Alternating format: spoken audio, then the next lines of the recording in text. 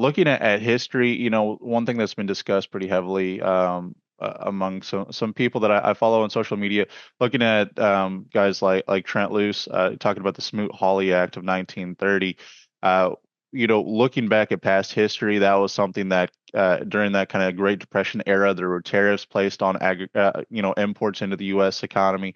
Looking at that specifically to help support domestic agricultural markets, and that really seemed to backfire as that was maybe an attempt at a long-term solution or an intermediary solution that really had a downturn and kind of had a reverse effect. So I guess we'll see what the idea on the implementation, long or short term, or intermediary here in the U.S. market now.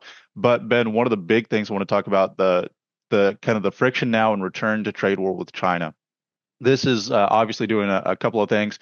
Saw the sharp losses in the soybean market. China, large buyer of U.S. soybeans. That's really putting a further clamp on that.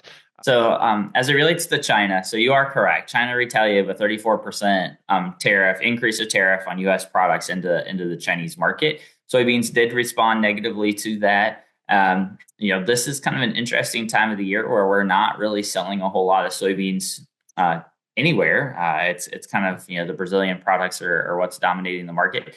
However, I do want to say that last week, when we look at export inspection, so kind of soybeans actually leaving the country. We had about 30 million bushels of soybeans. That's on the top end of our historical range for this particular week. And 42% of those soybeans were going into the Chinese market. So they're still taking soybeans, even though it's not as much as what it was earlier in the year. They're still taking soybeans. I think the concern for soybeans is if this stays in place for a long period of time, what that could do for soybean products towards the back end of the year.